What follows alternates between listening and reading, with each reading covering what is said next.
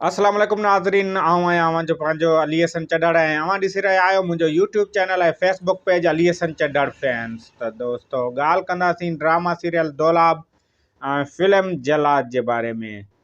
उन खां पहिरियों मुंहिंजे हिन चैनल खे सब्सक्राइब कयो, लाइक कयो, कमेंट कयो ऐं दोस्तनि ताईं शेयर कयो। त दोस्तो ड्रामा सीरियल दौलाब अव्हां ॾिसो पिया हिन वक़्तु इनकलाबी ड्रामो थींदो पियो वञे, हिकु तमामु ज़बरदस्त। ऐं अॻियनि किस्तनि में अव्हां ॾिठो त इरफान शेख नारो हयो हो भोतार माय फुट, ऐं उहो नारो हाणे मक़बूल थींदो थो वञे। ऐं मां अव्हांखे हिकिड़ी ॻाल्हि ॿुधाईंदो हलां त शहीद सिंध नसरुल्ला गॾाणी जेको हिकु इनकलाबी कैरेक्टर हुयो, इनकलाबी किरदारु हुयो, ऐं उन हमेशह ई नारो हयो हो त भोतार माय फुट, ऐं उनजी जेका बाइक आहे उन ते लिखियलु हूंदो हो भोतार माय फुट। उन जे जीअरे त कंहिं इहो नारो न हयो, जॾहिं हुन शहादत माणी त ही नारो जेको आहे इनकलाबी नारो थी वियो ऐं हर माण्हू जी ज़बान ते ही नारो जेको आहे गूंजे पियो। ऐं दोस्तो अव्हांखे ॿुधाईंदो हलां त जेके नसरुल्ला जा चाहींदड़ आहिनि, ऐं अव्हांखे इहा ख़बर हूंदी त नसरुल्ला जा चाहींदड़ जेके पूरी सिंध वारा आहिनि, पूरी सिंध छा पर जिते बि सिंधी या पूरी दुनिया में जेके माण्हू आहिनि उहे हुन जा फॉलोअर आहिनि। ऐं अव्हां ॾिठो जॾहिं हुन शहादत माणी त पूरी दुनिया जी मीडिया हुन ख़िलाफ़ु आवाज़ु उथारियो, ऐं उहो नारो हिन वक़्तु तमामु ज़बरदस्त नमूने गूंजी चुको आहे, हर माण्हू जी ज़बान ते आहे। पर वॾी ॻाल्हि इहा आहे त हाणे जेको मीडिया ते ड्रामा अचनि था उन ड्रामनि में बि उहो नारो गूंजे पियो।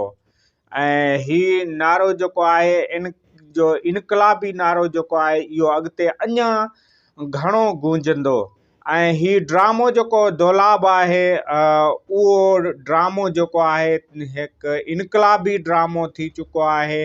अवां आज़म मेंगल जो कैरेक्टर ॾिठो, उन खां अलावा ॿिया जेके कैरेक्टर आहिनि, ख़ुदि मां हुन ड्रामे में मुंहिंजी जेका एंट्री आहे उहा बि कामरेडनि जे हुन टोले में मां वञा थो।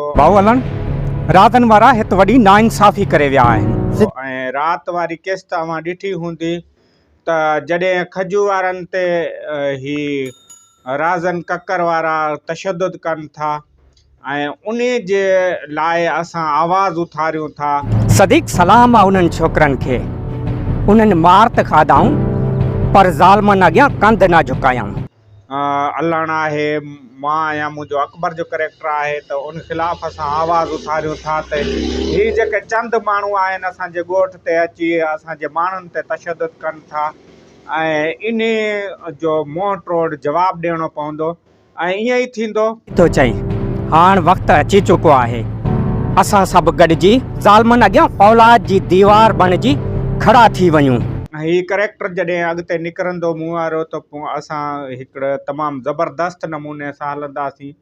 ऐं हीअ कैरेक्टर आहिस्ता आहिस्ता अव्हां ॾिसंदव त हिकु तमामु ज़बरदस्त थी वेंदो। पर मां हिते इनकलाबी नारे जी ॻाल्हि कयां पियो त उते हाणे जॾहिं खजू वापसि अचे थो घर, पीउ हुनखे वठी अचे थो त उते ई इनकलाबी नारो हणे थो, मीर माय फुट भोतार माय फुट।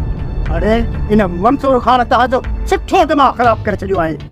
हाँ, भोतार ऐं सरदार माय फुट इहो हिकु तमामु ज़बरदस्त ऐं सोशल मीडिया ते हिन वक़्तु हीउ नारो जेको आहे गूंजी चुको आहे। ऐं हीअ जेका खजू वारी क्लिप आहे इरफान शेख खां पोइ हीअ खजू वारी जेका वीडियो आहे उहा तमामु वॾी वायरल थी चुकी आहे ऐं हर माण्हू हीअ वीडियो रखे पियो तमामु ज़बरदस्त नमूने। ऐं मां जेका राति वारी किस्त आहे उन जे बारे में बि अव्हांखे ॿुधाईंदुसि त राति वारी किस्त अव्हां ॾिठो त इरफान शेख वारा जेके सोढल वारा उतां मंसूर खान जे घरों निकिरनि था जॾहिं हुनखे शक लॻे थो त मुराद वारा जेके आहिनि अरेस्ट थी चुका आहिनि। मुराद वारनि जे अरेस्ट थियण खां पोइ ही चवनि था त जे अगरि मुराद वारा अरेस्ट थी विया आहिनि त पोइ असीं घर जो ख़्यालु रखूं। पर मंसूर खान जेको आहे उहो हुनजी फैमिली खे वठी पंहिंजे घर अचे थो, हुनजे ॿारनि खे वठी अचे थो। त जॾहिं सोढल वारा बि असां वटि आहिनि, मुराद वारा जेल में विया आहिनि, त हीअ उन जे करे मंसूर ख़ान सोढल वारनि जे जेके घर भाती आहिनि उन्हनि खे पाण वटि वठी ईंदो। ऐं हीअ तमामु ज़बरदस्त क़िस्त थियण वारी आहे। हाणे सोढल वारा उतां निकिरी था आया आहिनि, हाणे परेशान आहिनि। जॾहिं उन्हनि खे ख़बर पए थी त मंसूर ख़ान उन्हनि खे वठी वियो आहे, उन्हनि जे घर भातियुनि खे राहज़न वारनि जे सितम ऐं ज़ुल्म खां बचाइण जे लाइ, त पोइ उहो पशेमान थींदा ऐं पोइ वापसी वञण जी कोशिशि कंदा। पर उनखां पहिरियां सोढल चए थो त असांखे शाहनवाज़ ख़ान खे आज़माइणु घुरिजे, ऐं हू शाहनवाज़ ख़ान ॾे वेंदा। हिते हुननि ते शाहनवाज़ ख़ान तशद्दुद कंदो, पर हुननि खे ॿाहिरि कढंदो ऐं हू वरी मंसूर ख़ान ॾे ईंदा। ऐं हीअ ज़बरदस्त थियण वञे पियो। होॾों हुननि ते केस लॻाए थो ऐं रूपोश ॼणायो वेंदो हिननि सोढल वारनि खे।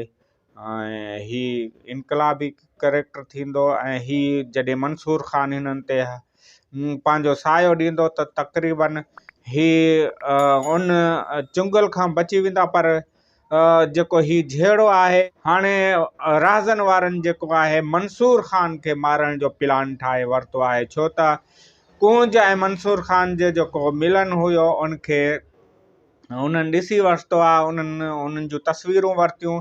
हाणे हुन हिकिड़ी जाल विछाइणु चाहिनि था त जीअं हिननि खे फसायो वञे। मंसूर ख़ान जॾहिं हुन सां मिलणु अचे त उन सां उन ते हमिलो कयो वञे। मां अव्हांखे हीअ ॿुधाईंदो हलां त हीअ मंसूर ख़ान जॾहिं हिन सां मिलणु ईंदो ऐं कूंज जॾहिं हुन सां मिलणु ईंदी, हीअ जॾहिं घेरो तंग कंदा त मंसूर ख़ान हिननि खे खणी वेंदो कूंज खे पंहिंजे बंगले ते। ऐं हे जेका क़िस्त अॻी ईंदी इहा तमामु दिलचस्प थींदी।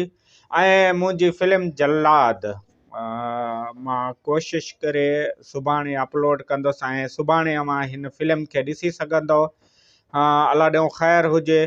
त हीअ फिल्म जेका आहे हिन जूं तयारियूं तक़रीबन मुकमल थी चुकियूं आहिनि ऐं हिन फिल्म खे रिलीज़ कयो वेंदो इंशाअल्लाह सुभाणे ताईं। सुभाणे जो टाइम जेको आहे मां अव्हांखे ॾींदुसि ऐं हिन यूट्यूब ज़रिए अव्हां पोस्ट रखंदुसि त कहिड़े टाइम ही फिल्म रखी वेंदी।